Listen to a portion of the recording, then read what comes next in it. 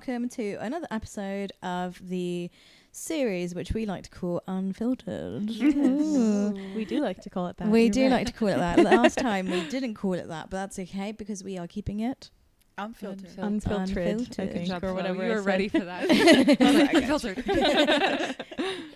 Unfiltered. Yes, I hope you are having a great week.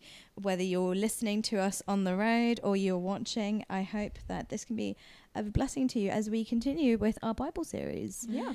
I hope that this has been really encouraging for you guys. I think for all of us, it's been really fun to actually discuss and talk about some of these things. Yeah. As we always say, we're not pros. We don't really know much. We keep fact checking ourselves. Thank you, Maddie, for being so faithful at doing that.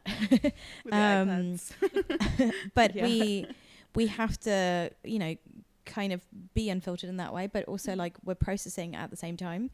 But I think it's been really refreshing to be able to like read and process with each other and like receive from one another from what we're each like digesting, but at the same time also what who we're looking at, and the people that we've picked, this far hasn't been because those were the people to go for. Like it was really just like it happened that way, and like what we wanted to choose some characters that were like, your typical characters that you'd normally talk about, and some that you also don't really talk about much or that you don't really hear about much, Yeah.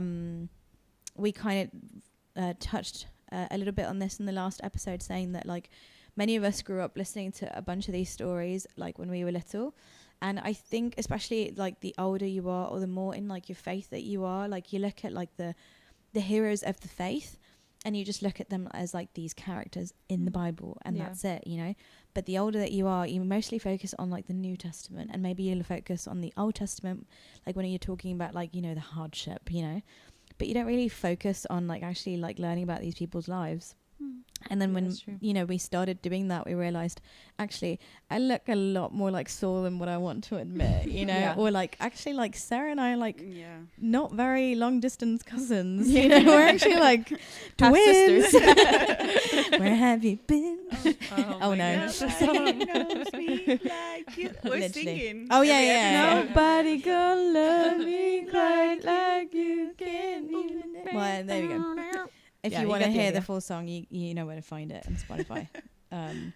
Anyways, so all of that to say that, like, I think at least for me, it's been really enriching to get to talk about some of these characters and go deeper into some things that, like, I feel like I've overlooked since being young because they were just those, your OGs and like your original characters from the Bible and stuff. And it's sad because, I've been a Christian for a long time, but it's also cool to be able to say that like I'm reading this and it's not just something that we're doing for the podcast, but I'm also like, receiving as we're going as well. So I hope it can be the same for you guys. And I hope it can be the same for you guys too. Oh, thanks. Thank you. You're welcome. So today we have somebody who is not mentioned for an awful lot of time. Actually, two people. One who only gets like a couple of verses and one that gets the whole chapter, basically, maybe a couple of chapters. But is really admired for a long time and is seen as somebody like, especially for the people of Israel, as like one of the only ones. And she is technically the only woman. And this is giving it away. Sorry, big like suspense for introduction. But we're talking about Deborah. Woo. Deborah. And we're also talking about Jael, Yes. which we're still debating how to pronounce her name, but she was Jewish, so Jael. Jael would probably be Jael. how it was Kobe fact pronounced. check us. Oh yeah, cool. Kobe, you can fact check us. More like Stacey. Yeah, for sure. Cool. Yeah, so we're going to talk about these two amazing women in the Bible. So for a little bit of context, Deborah was a judge. She was appointed by God. She was actually the only female judge the people of Israel ever had, which is crazy. Yeah. It's so crazy, actually. It's not just crazy. It's so crazy that she was not only like the first one that was appointed, but there's no sign of anything of like the people kind of going against this. And we still have to remember that this was, more than 2,000 years ago, where like women were like not even accounted for. Like even like in Jesus' time, like for example, when we talk about the story of the bread and the fish, you know, like those numbers were only of men. Yeah. They forgot the women and children. You know what I mean? So, and that was with Jesus' time. This is like 1,000 years before Jesus' time, and she wasn't even a part of it, you know? So you're like, so the fact that she was a judge is huge. I'm sorry to like really like focus on that, but it's huge. She's not only a judge, she's a married woman again. So that also is like, what happened to her husband? The fact that she had more of a status than her husband. It's like, he was a real feminist. That's before feminism. Exactly. He was like, I'll work from home, honey. You do the rest. Yeah, he was like, he'll do the cooking. It's very She'll controversial. go to work. Yeah, it's like, honestly, it is like really crazy. That it is so is crazy. But not only that, but like she was like really sought for. Like people really went to her and sought for her counseling and her advice and everything. Wow. Like she was really, really respected, which you'd think it's something that would be like also earned. But like, I'm sure she earned it, but like she was appointed in that role because the people cried out to God because they needed somebody. Yeah. Basically, in the whole book of Judges, what we see, very important. Let's go to the beginning, kind of. Very important to acknowledge that before Judges, they just entered into the promised land. Okay, finally. We made it. They finally made it. Joshua. Moses didn't make it. It's sad. Joshua makes it. And Joshua's about to die. And Joshua basically warns and says, remember, like, we've come to this land and we don't want to become like these people. We want to be God's people. So we want to go away from their ways. But instead, they went to their ways. And they were like, Joshua's dying. Woohoo, we're going to rebel and we're going to go all crazy. And that's exactly what they did. And they followed the ways of the people there and they killed babies. It was sacrifice and the whole book of Judges is really like just graphic. So if you don't like horror, don't read the book of Judges. Yeah, the whole Bible is pretty graphic though. True. To be fair, like I was gonna say Old Testament, but also it's reality. New Testament as well. The disciples met some scary ends as well. So exactly, violence was. There's definitely a theme going on. Yeah, but for sure, this book is quite funny. So it's kind of like a repetitive cycle of God providing somebody to be basically like work as the person who, at this point, they're not entering the king realm yet. So when it says that she was a judge, she wasn't just like, it's not that she was a judge like what you imagine, order in the court, tack, tack, tack. Like she wasn't, she wasn't that kind of judge. It's just that she was a person of like high value in the army, which is actually why later on we'll read that also she had a very strong voice when it came to that. So they were people of also like a lot of value in that way. But they basically go through this repetitive cycle where they want a leader, and so they cry out to God for that. God gives them those people. Some of these people, these judges, are great, and some of these are really less awful. Than great, and they kind of keep repeating a cycle where like they do something or like they don't do something, but their time has passed, they die, and then the people go through like whatever, But Deborah was one of the ones who actually was like really, really good. And she like delivered people from this army, and she managed to get them through that, and then God gave them 40 years of blessing and peace afterwards, which is amazing, right? Yeah. So we're going to talk a little bit about Deborah, right? This is the context. Now we're all on the same page. Yeah. This is who Deborah was. Wasn't also women were not allowed to like learn how to write and all of that stuff, and she knew everything. Like, she was amazing. Yeah, I really wonder how that happened, to be honest. Like how it came to be. They really don't like give us much context for why she's there or how that even came about, really. Yeah. No, it says that she was a prophet who was judging Israel at the time. She would sit under a palm of Deborah. It was called the palm of Deborah because it was like her palm tree, basically. How cool. The palm of Julie. Imagine this.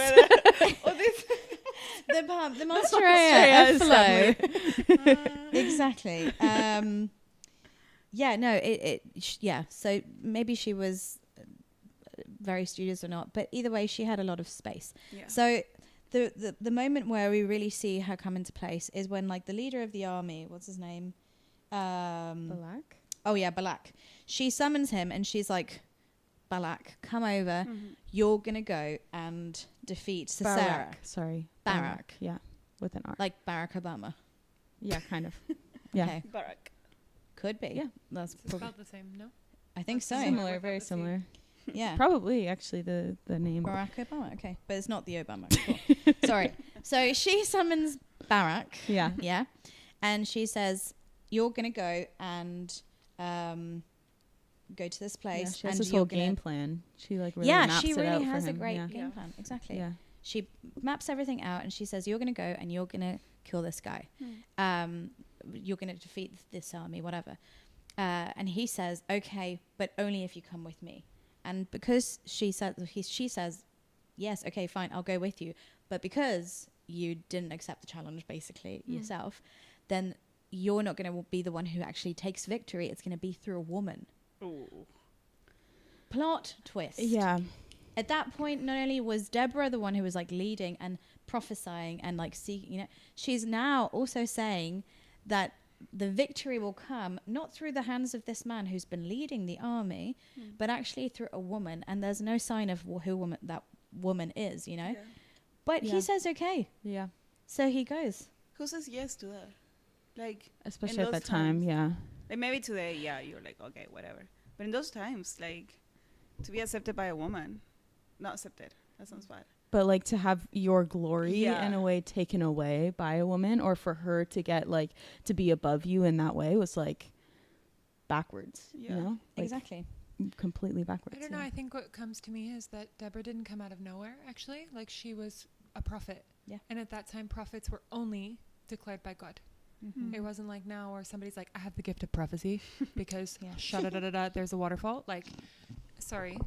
But at that time, like, the prophets were the ones who were called by God to be prophets. So I think in some ways it's honorable of the people at that time that though they, like you were saying in the beginning, they kept on going back to the idolatry or the ways of the people or whatever, in some way they still respected God. Because I think they respected Deborah because she was called by God. She wasn't just made a judge by the people. She was appointed as a prophet by God. She was, it says in the Old Testament, there was only 3 prophets and judges, Samuel, Moses, and Deborah. And those people had like very specific callings, very anointed things. So we don't know her story of when she was called by God to be a prophet or how that looked. But I think like it wasn't that she just popped up and was like, hi, I'm Deborah. I can read and write and I'm a prophet and a judge. Accept me. Like in some ways the people would have seen God on her. You know what I mean? Yeah, for sure. Which I think is really honorable of the people. They still had some sort of fear of God to recognize her, even though she's a woman. You know what I mean? 100%. So Wow. she wasn't just self-declared judge. No. Yeah. Or for sure. self-declared Or by she her just husband. like popped up out of nowhere, like boink. I'm a Yeah. prophet. Yeah. For sure, there was Also- like years. I just would be so like I think we were talking about this in the last episode, or like we've mentioned it in a couple ones. But like it would be so cool to sit down with these people, you know, when we get to heaven, and like be like, so how did that happen? You know, Yeah, it'd be how did so that interesting, play like to hear more of her story before, you Yeah. know. Yeah. Because for sure she didn't just like appear and was like, you must respect me and honor me even though I'm a woman, you know. Yeah, like which is I feel like what in some ways I picture her, just because she like this story is a bit like not random but is like a bit short, you know. Yeah. So you just like don't really you hear small pieces of her in other places but not like anything that's Yeah. too big, if that makes sense. Yeah. But yeah, But I think it super also interesting. says a lot of Barak, who Mm-hmm. had such a confidence in God and who God was, that if she said, I'll go with you, says that he had confidence because she was with him. But it wasn't because she was with him. It was Yeah. because he knew that God was with her. And Yeah. if God is with her and I'm with her, I'm safe. Yeah. You know? And that's really like powerful. Also, when we talk about friendships, like beyond Bible, like Yeah. when we talk about friendships where you can recognize the anointing, I don't know if like this is a plan of where you're going, but like friendships that you can recognize the person has something of an anointing or something of the presence of God on them, or they're walking in a season of deeper like humility and connection to God. I want to be around those people because Yeah. they're safe, you know? Yeah. Mhm. They're walking in such a submission to God that it's like, okay, that person is going to be a friendship that builds me, not a friendship that brings me away from God, you know? Yeah. Yeah. And it seems like that's sort of what Barak and Deborah were, at least from what I've seen so far. I don't know how we keep going. Yeah, no, for sure. I mean, I think we were kind of joking about this before because literally Barak says, like, I will go, but only if you go with me. It almost seems like a little bit like cheeky comment, you know, I'll go, but only if you go with me, you know. But at the same time, like what you're touching on, like this like friendship thing, you know, like he also not only like put a lot of trust in her, but he also had a relationship with her to the point, maybe like not a relationship like what we have today, but a relationship enough to be like not only submitted to her, but knowing that he was also safe under her covering because she was close to God, because she was walking in obedience, because she was also a prophet, you know. So the point that he's saying, I will go, but only if you go with me. Like, I think he's also not just saying Deborah, but he's also saying, I will go, but only if God is going with us. Yeah, exactly. Because you are speaking on behalf of God as the prophet, you know. And is that not what Moses said also to God? Like, I'll go, but who's going with me? I'm not going to go unless your presence goes with me. So Barak had no concept of that outside of Deborah, because she was the prophet. Exactly. So he's like, if that's what God is saying, I'll go, but I'm not going without him, and if he's with you, let's go. No, exactly. And she she replies, I will go with you, but you will receive no honor in this venture, for the Lord's victory over Sisera will be at the hands of a woman. Right?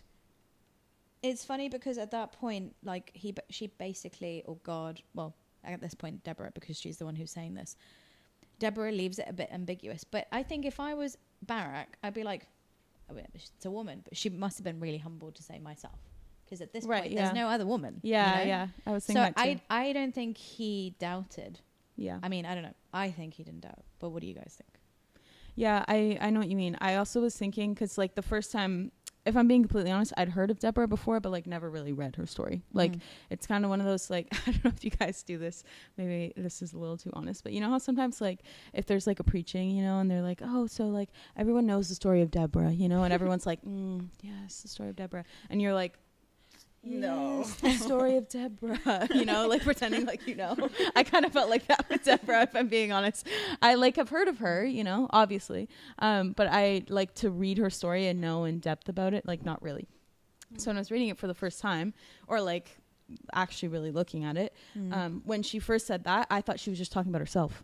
I just thought she was being like, you're not getting the, like, you are not going to get the glory because I'm going with you and I'm a woman. That's the way that I read it. But actually, you realize that she's talking about, spoiler, Jael or Jael, or however you want to say her name. But I also don't know if she knew that she was talking about Jael. Yeah, who knows? Like maybe she didn't or actually just know. Women in general, I don't know. Yeah. But either way, the point is in the hands of a woman. Like that was actually like, I don't want to say prophesied, because I don't know that it was a prophecy, but I think it is a prophecy. Like she's saying that as a prophet. Yeah, for sure. She's saying basically what's going to happen. It did end up happening, but let's remember the context. So the fact that not only, because what happens then is, so Deborah went to Barak, whatever. And so like the whole thing was that he was going to go and take 10,000 warriors. Yeah. So all of these people, plus all of the other people who were like leaders who like stayed behind and whatever, were in agreement with this word. Yeah. Like 10,000. They weren't just in agreement with Deborah, but they were in agreement with this word about a woman that Deborah was saying that was undetermined. That there was like, no, like it's going to be Deborah. Yeah. It's like a woman, but still it's a woman. Yeah. But Barak is the one who's going. He's the one who's technically the leader, but he's not going to have the victory. It's going to be a woman, just so everybody knows. Everybody was came into agreement with that. Yeah. And they just like were like, okay, we're going to go for it. Yeah. I think for me, this tells me two things, because one, this is a repetitive behavior, as we saw. One, the fact that they were like really good at following, because let's remember that like they had already been following a leader for more than 40 years, right? Coming out from Egypt and the desert, and then now being in the promised land, right? So they were like really good at following blindly. Let's be honest. But in the other hand as well, it says that they were also really good at like respecting the authority that is put above. Yeah. And I don't know how today, how that applies, at least to me. So many times I'm like, especially like what you were saying, you know, now today everybody's like a prophet in a way. Now everybody's a leader, you know. I am a leader of this area, I'm a leader of that area, you know, we're all like leaders, you know. But I've been here for longer, or like I'm older, you're younger, I'm a woman, you're a man, you know. And then suddenly I have this role. Would we do the same? You know, he was being called forward. All he said is, can you come with me? And because he said that, she said, well, now you're not going to get the victory, you know. And it, like, that would suck for sure. But like, would we still follow? I don't know what his attitude was. From what it says, his attitude was good. And actually later on we see the way that they celebrate, and it was so beautiful. But I don't know how your reaction would be. Like, I think it's also interesting because, like, at least I don't know very much about battle plans, you know, like me personally, I have no idea if this was a good battle plan or if it wasn't, you know what I mean? Like they probably did because they were soldiers, you know? So maybe like the point I'm trying to make is that like maybe she was saying a plan that like sounded crazy, you know, and we don't know that necessarily, you know, or maybe she was saying a plan that sounded really wise, you know, but we don't actually know that because I'm not a like soldier in this like in this time. So like I think that's also something that's interesting, like kind of like what you're saying, like how we like when we choose to follow our authorities and when we don't, depending on what they're saying to us, you know, because maybe if she said a different plan, they would have been like, no, I have no idea, you know. But also I wonder like how much like what she was saying had an impact, or if it was really just that they either she had proven herself trustworthy because of what like how she's walked with them already and how she walked with God and this like presence that she carried because of him, or if like also kind of like what you were saying earlier, Maddie, like maybe there just really was like this wisdom in what she was saying, you know. They were like, dang, that's a really good plan. I never would have thought to do that, you know what I mean? So also like how we like, I don't know, sometimes I think we, and I can speak for myself, you know, sometimes I pick and choose when I want to listen to authority, you know. It's like, oh, if this is a good plan, if it sounds wise, then like, yeah, sure, let's do it. But if it doesn't, I'm like, you know what I mean? I don't know if I would be as like quick to, as Barack Obama, to be like, yeah, like I'll go if you go with me. I don't know. You know what I mean? I think they're in such a time of desperation. Like it says that they were oppressed for 20 years. And I don't know, 20 years is a long time to be like, ruthlessly oppressed is what it says. It doesn't just say like, oh, they're oppressed, but ruthlessly oppressed is like for 20 years. Like that's a long time. So I also wonder, like, maybe it wasn't a great battle plan, but they were like, honestly, we'll do anything. Like we cried out to the Lord made you judge, and we're going to follow you in whatever you say, because clearly whatever we were doing before is not working. You know? So I don't know, sometimes we really despise these moments of desperation or the moments of like brokenness, but actually maybe that's the moments where we're in a position to actually walk out the victory that God has for us. You know what I mean? Like I wonder if Barak would have responded in a worse way if they weren't oppressed ruthlessly for 20 years. Right. You know what I mean? Because even when I read it, like when he says, it's not only that he won't receive the victory, it's that you will receive no honor. Like that's strong. You know, if somebody said to me, hey, I'm going to do this, but you're going to get no honor. In fact, a woman's going to get the honor. Obviously I'm a woman, so it feels different, but it's like, so it's like a personal attack. It's not just like, oh, the people that you're leading are not going to have victory, or they're going to have victory or whatever. It's that you won't receive the honor. You know what I mean? That's like so personal. Yeah, that is. And it's true. He's obedient and everything, but I feel like he's obedient and given a victory because he is so in such a moment of desperation. You know, that he's like, you know what? I don't even want honor. I just want to live, and I want my inheritance or my generations to live. And so whatever, I don't care about honor anymore. You know? That's incredible. Actually, that is really like so humble. And like, I mean, I know we're supposed to be talking about Deborah, but like Barack Obama, man. But Barack, like okay, so Deborah says that like not only are you not going to get victory, you're not going to get the honor. And I think not only was that Deborah like judging as a judge his character, but also like God like saying, will you still serve me? Even if, you know, will you still do this for me? Even if, like, will you still lead this army even if you don't get the victory? Like, again, just before that, Moses was like, he didn't get to go into the promised land, you know. But then a few verses later, while they're at the battle, you know, like I can imagine, like Deborah's like fighting, and so is he. Being thrown. Yeah, sorry, you're I'm just listening. Up and Just down. a pause there. And so Deborah's like dancing or fighting, we're not sure. yeah, it's questionable. But so Deborah's like said to Obama, to Barak. Sorry, we need to stick with real names because clearly we just take it too far. I take it too far. That was good. But now you know who we're talking about. We were just testing you, see? To see if you're still listening. Anyways, in verse 14, then Deborah said to Barak, yeah? Yeah. Get ready. This is the day the Lord will give you victory over Sisera. She's talking to Barak, and she, not to Obama, we've already established this. She's talking to him before they went out. Now they're already at the battle. Before they went out to the battle, she said, you're not going to have victory. You're not going to see the victory. You're not going to have the honor. A woman's going to have that. Your rightful space is going to be passed on to somebody else, you know? But while they're in battle, like, I think that's so beautiful. Yeah. That not only that God uses Deborah to kind of restore that as well, because I think something that was coming to my mind about this is how many times, like, prophets, especially people who are in leadership, speak things to us that like hurt us, and maybe it was right, you know, but they speak things to us that hurt us in our flesh, especially, or that like maybe hurt us also spiritually. Like, I'm sure that was also like harsh, you know, especially from somebody that you were looking up to and saying like, I want you to come with me, you know, but like because you tried to do something good, like that was then taken away from you, you know. I don't know. Yeah. But to have that then be restored by that same person, you know, like I think that also shows a lot about God as well. How many times we think that, or it happens that like there was moments where we cried out, we were like, Lord, you know, like even like Jesus on the cross, like, Father, why have you forsaken me, you know? But it's that same Father who in that moment that we felt that he was like letting go or wasn't holding on, it's that same one who's like meeting and saying, in the battle, I'm going to give you that as well.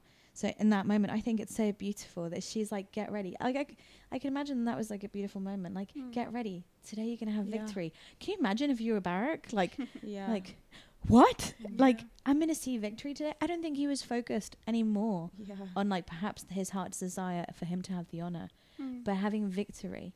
Like, he understood a greater purpose. And I think like that was the whole point, you know? I think that's, sorry. No, go. I think that also helps a lot to restore the man figure, like how we see it before, because I think we saw like Abraham with all the mistakes and all the things. We saw Moses, we saw Adam, and we saw all these people, like all these men, like making mistakes and like maybe, like they were good, God still used them, but he was a rightful man from the beginning, you know, that is still like, I don't want to say there's good men in the world, but there's still like that beauty that comes from being a man, that can also be humble and showing that they can be humble even without sinning so much or like having the worst background, or like how God restores through a woman like the identity of a man that maybe he didn't know in the moment, and maybe in those times women weren't treated the same way that we're treated today, or like the same way they look up to or something. Also like when you were saying like how like I think in today's world, like I think in those times they were so, all they have focused on was like either go to work or trust God. That's all they knew. To today's day, like we have so many things to get distracted on, you know, like the whole point at the beginning, it was just to have a relationship with God. And that was what they were fighting for, like territories and stuff like that. But today's world, we get so distracted and like what, I don't know. There's so many things to do day to day, you know, and those times it was just like having relationships with one another, God restoring that and just bringing freedom through that. That was the whole point of like a man and a woman, and like even if Deborah was like a prophet, like that she was anointed or like appointed, there's such a beauty in like God not just using her but like also bringing restoration through like what a man is, you know.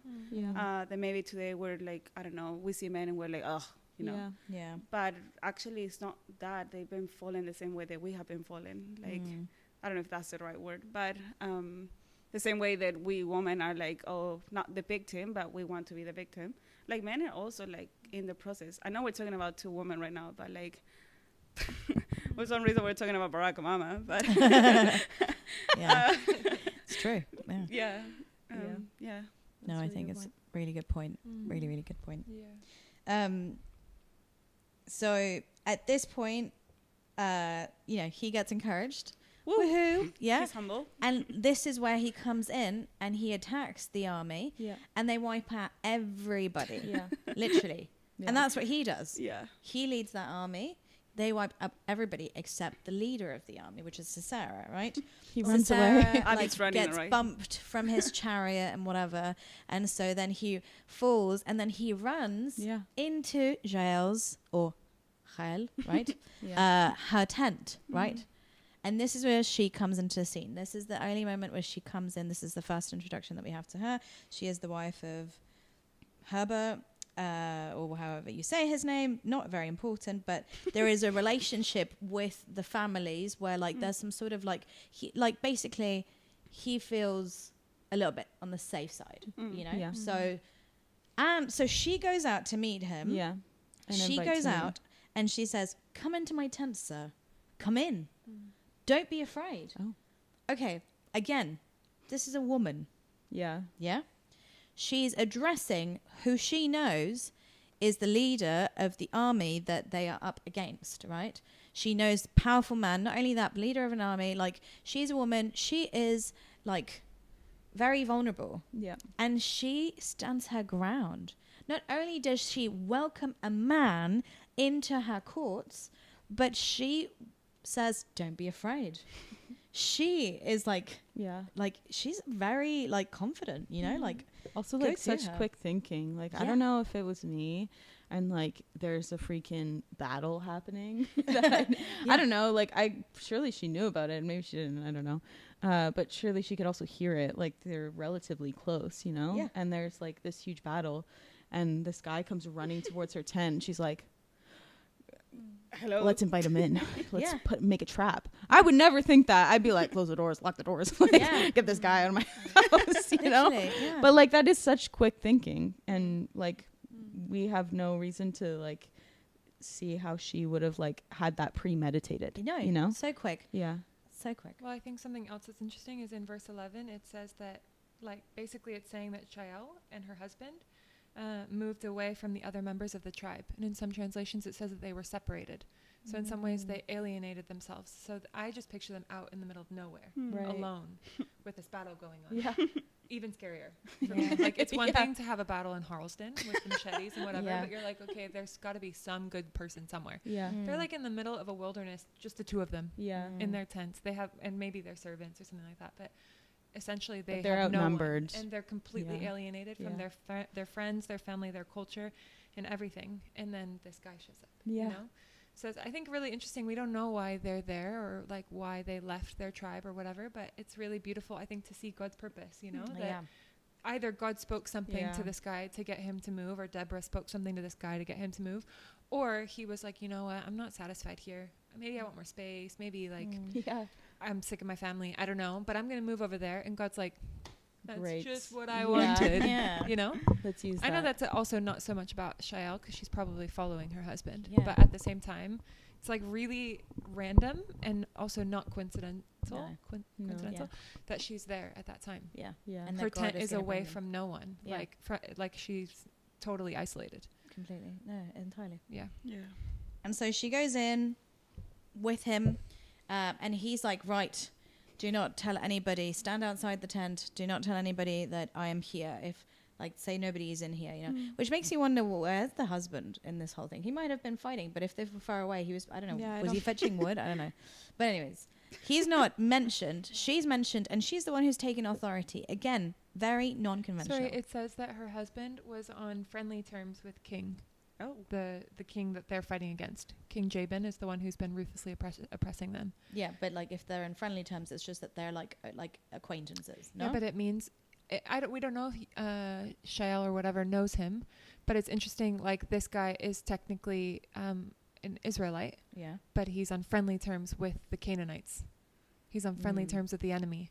So he could have been hanging out with the enemy. He could have been fighting on the other team. Like, we don't know. True. Whoa. Sorry. I think that's even more crazy also as to how God like is also pursuing them. Yeah. Again. And using her as well. And maybe that's why if they're on friendly terms and she went out to meet him, maybe she knows him. Yeah. And maybe that's why, because it says she went out to meet him. Yeah. She's like, hey. Maybe that was the plan. Hey, buddy. I have an idea. Yeah. Yeah. But why was she... Friendly. Like, what was she know? What would she know that would make her husband be on one side and her on another side?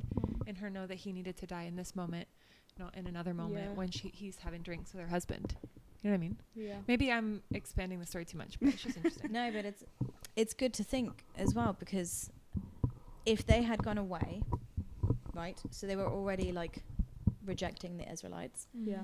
So they were already rejecting their inheritance because they came from that. Yeah. They were now eating with the enemy, socializing with the enemy, one with the enemy, to the point where the enemy was comfortable at their courts. Then they were also like now part of the enemy in a sense, you know? Yeah. But how crazy that God is using her, because I don't know that if they were acquainted with the enemy, that also meant that they were in good terms. So for her to then jump to, which is what happens next, kill him, must mean that she also allowed herself to be used by God for something greater that like was beyond her understanding, because I don't think this was a lot like according to what they were walking towards, you know? But that was what God wanted in order for them to like leave entirely, like, and then they were like really restored. So basically what happens is he asks for water, she gives him milk. Okay, but this is really smart, right? The guy has been in war, he's exhausted, he's in battle, she asks for a covering. Instead of water, she gives him milk. First of all, expensive stuff, you know? Yeah. Second of all, milk is going to like make him drowsy. And then he immediately falls asleep. One time I went and got a boba tea, and Julie convinced me to get a large one, and I got like a milk tea, like I forget what it was.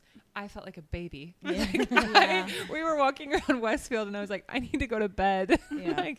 Yeah. So Milk it's true. makes you tired. Yeah, I didn't even think of that. Wow. She didn't give him just water. She gave him milk. And he fell right asleep. And so quietly, she went and crept up with a hammer and a tent peg in her hand. Now, these tents were not like the ones that you put up today from like Halfords or B&Q, Argos, Amazon, wherever you get them. Those pegs are tiny. We're talking about like these massive pegs that were probably like the size of my hand, you know, like this is the top thing and then this is like the sharp bit, you know, because these were massive pegs. I assume, I don't know, go verify it. But anyways, a peg that is very pointy, very dangerous, probably also not very sanitized, and a hammer. And then she drove the tent peg through his temple and into the ground, and so he died. Good Lord. That's like really difficult to do also. She must have been really strong. Yeah. I can barely like break ground with like a tiny peg, and she went through a head and into the ground. Yeah. It's like She went through her head and into the... I Whoa. didn't even realize that until you just said that. girlfriend was strong. Yeah. Dude, wow. Some meat.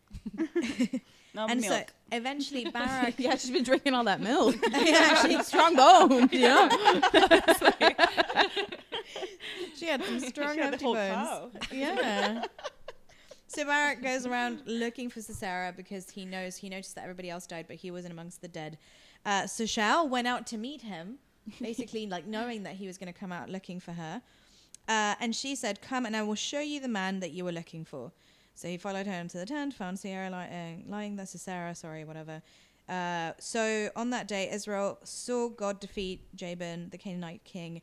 And from that time on, Israel became stronger and stronger against, and they destroyed him. In the next chapter, they basically like anoint also Jael, and they say that she is this amazing woman, and that she will be remembered and like spoken as this amazing woman, and that everybody will know her name. Deborah is also declaring all these things, which is still again amazing as well. Yeah. But they are so grateful that they sing a song, and it's just a beautiful song, Yeah. like of just praise and worship and thanksgiving to God, you know. And it's so beautiful because literally what it says is that like it's called the Song of Deborah, but actually like they all came in agreement with it. Yeah. Even Barak as well, you know. And again, Barak was the one who, I know we said we were going to talk about like Deborah, but like, you know, there's a little bit of another little character in the story. But like Barak still is celebrating on the accomplishment of somebody else and like the fulfillment of the prophecy. Yeah. He was in a part of that prophecy, or he was the butt of the prophecy. He wasn't the head of the prophecy, yet he's still rejoicing in that. Yeah. And I think that's so amazing. Again, I don't know that I would do that, you know. It's like such a humility, you know, like to go through that and like not think of yourself, you know. There's like no selfish, probably there was, but that person. Barak was not thinking of himself maybe in that moment, you know. He was thinking the greater good, or the people, you know, not like himself, which I feel like a lot of people get lost in, like in themselves, you know. But I think he was thinking in like something bigger. I think that's humility. Yeah. Wow. I would love to know, again, the story is really short. Like, I would love to know what God says, like how Jael ended up doing that. Like, what drove her to do that? I'm sure it was God, but like, did she hear the voice of God? I don't know. Yeah. But nonetheless, she was still blessed among like a woman, like the most blessed woman was like crowned Jael. Yeah. You know? That's huge. Yeah. You know? And not only was she crowned the most blessed woman, but she was also like, she wasn't, what do you call it? She's not homeless, but like, when you leave. Nomad? Yeah. Kind of. They were like nomads. Yeah. They were also like, you know, if we look at, the story of the prodigal son in a sense, like they left like their tribe, they left their inheritance. And were friendly with the enemy. And were friendly with the enemy. Yeah. Very friendly. And God brought them back, and not only brought them back, but also like bestowed so many blessings. Honor as well. Yeah. Yeah, like, so true. How amazing. Like our God is so amazing. I know we always say that, but it's true. Our God is so amazing to like not only like bring a story of redemption and like bring a story of like, you know, conquering and whatever, but like also like go way out of his way to do something that he didn't have to do, that wasn't in the cards. Yeah. And also like that everybody else followed as well. Yeah. I don't know. I guess to kind of wrap up, my question would be for you guys, what is the thing that like impacts you, or who is like, what impacts you about Jael and what impacts you about Deborah? Because I guess we were talking about them, but you know, Barak got in the middle as well. But like, what is one thing that for you was like really impactful about their attitude?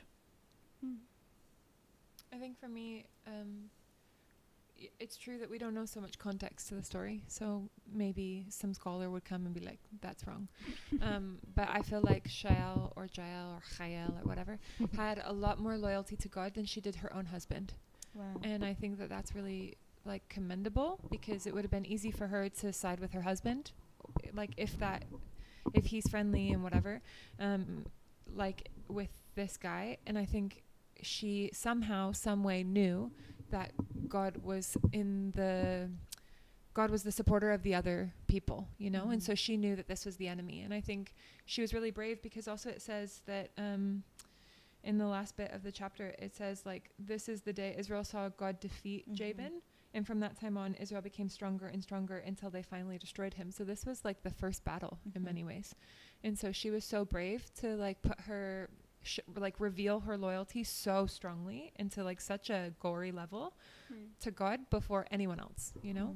And so for me, with at least Jael, that's something I think is really powerful, because I think it can be really hard to,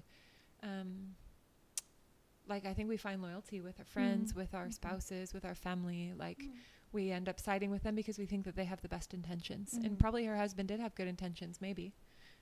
We don't know. But she decided to, like, stand up for what was right, no matter the cost. To the point of, like, such a like, a brave and also strong thing to do, you know? She didn't just go and get Barak and be like, there he is, kill him. Like, she didn't just kill him. Girlfriend said bye, you know? Yeah. So for me, that's really powerful about her. I think she was so brave also to know what's the word, beaver, what's the word I'm looking for, like she didn't like go to one side. Waver. Yeah. That's the word. Weaver. I was like, Weaver. To not like go back and forth. Yeah. Oh my goodness, I'm forgetting everything. With what she believed, like she heard God, or like she felt God saying something, and she stayed in that, and she was so brave to like follow through that, and not like get distracted by the word that was happening, and like looking at the best result. But if God says that, and maybe in our eyes as the worst result or something, like you're like, I'm not gonna follow that, like I need the better result for like whatever. But she like followed through what God was saying. I think that's so brave, especially in that time. Also in these days, like any time to choose for God and like not see with our own eyes or take matters in our hands or anything. Like she was like, okay, as Mari was saying, like not just following her husband, although there's a submission and there's something we don't know much about their relationship, maybe like who knows what was behind. But for her to like choose, and that part of her life is in the Bible, is for us so important to know. Like God had a purpose for that. Beyond what we can take out of here, like there was a bigger purpose in that time, yesterday, today, and tomorrow, with the story. So Yeah, I think both these women, like what stands out to me in both of them is they both had a lot of conviction, I think, of like what God had spoken to them. And with Jael, we don't see like necessarily God speak to her, or at least we don't read about it. But I think obviously in some way she had like, kind of like what you were saying, Maddie, she had like this like rock inside her that she was like, I know that this is right, if my husband says it's wrong, then my husband's with the enemy, it kind of reminds me like of Esther as well, know how she's like, well, I'm gonna go and talk to the king, and if I die, I die, like she's like, I don't care, I know what's right, and I'm gonna do it. And I think both these women, like you can see they both have strong convictions, also with Deborah as well, like she knows like what God speaks, and she speaks it. And if you want to come, like if you want me to go with you, I'll go with you. But like we're still gonna have this victory, so I think they both were really like strong and like had a lot of conviction, like this like solidness. I don't know how to explain it, but like they knew, it's really like I want to be like that. I think even within that, looking at Deborah, like we don't even need to know or have written in the Bible the context of her life to know how solid she is. We have like, I don't know, 14, 15 verses about her. And yet we know that she's solid, that she walks with God, that she is walking in conviction. Wisdom. And that's so cool. Like at least for me, we said in the beginning, oh, we don't really know much, but she didn't need to prove herself before. She walks in such a consistent way, such a convicted way, that just the 15 verses is enough to be like, wow, Deborah. Dang girl. You made it. And that's, I think, I don't know, like sometimes at least I feel like I need to strive and prove and prove and prove in order to prove that I have conviction or prove that I have something. And Deborah just had it. And in her daily life, she walked in that in such a way that she didn't need to prove it. She just was. Like, wow. I think two things. I'm going to talk about Jael and I'm going to talk about Deborah, because we talked about both of them. Jael, we don't know, again, if God spoke to her or not, but we knew that she belonged to the people of Israel, right? Which meant that she had had an upbringing. She had probably also like spent time with the Lord, or like at least like learning and meditating in the word, And so I think my encouragement from her, and also my encouragement for myself, is that if I focus on like dwelling with the Lord and building those strong and solid foundations, no matter how far I walk away, because I've built those foundations, there's always going to be a way back home. And God's going to find me. So we don't hear the in between. We just know that they were away. But there was something there, because she was walking with confidence, and that confidence had to be on something. She was on a tent. I don't think it was on her tent. She had milk. I don't think her confidence was in the milk. He was a leader. He could have killed her. All of these different things. So her confidence had to have come from somewhere as well. So I think it's really important what we reap, what we sow, what we harvest. Maybe I'm walking in a time of like not seeing a lot of victory from God, or like in a time where like, I'm not really hearing a lot, and it's really pulling me away from my relationship with God. But the things that I invest, that I sow in today, no matter how far away I go, God will pursue me. And even if like I haven't done that, God is still good enough to pursue me anyways. Yeah. And we saw that last time with Hagar, she was a Gentile, and God still pursued her. So amazing. And with Deborah, I love that after the end of the song, she says, Lord, may all your enemies die like Sisera, right? And then she says, but may those who love you rise like the sun in all its power. She makes her last remarks being about, yeah, Lord, like, may that happen. But let us, may I rise like the sun with that power. May I be continued to be grounded in you. May I continue to be seeking more of you and making you be the Lord over my life, Yeah.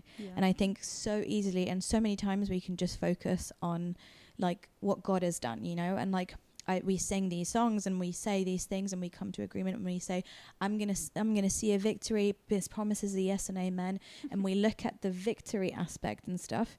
But we live in the hype of the victory, and we live in the hype of that moment, and we want to see those moments, but we don't want to be held accountable. We don't want to do the dirty work. We don't want to be kept like consistent, and we just want that, the like The result. the hurrah, exactly, But actually, the importance of me dwelling in with God, me continuing to rise like the sun on a daily basis, time and time again, no matter what today comes, continuing to rise with that power, that same power, just as in that victory.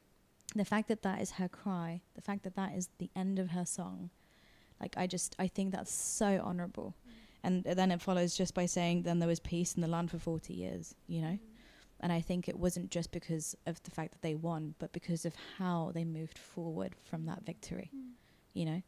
So I think that's a reminder for us as well. Like, how are we moving forward from these victories, from the promises that God has fulfilled, from all these different things? Okay, what happens then? How are we moving forward? Or are they just like stagnant, Yeah.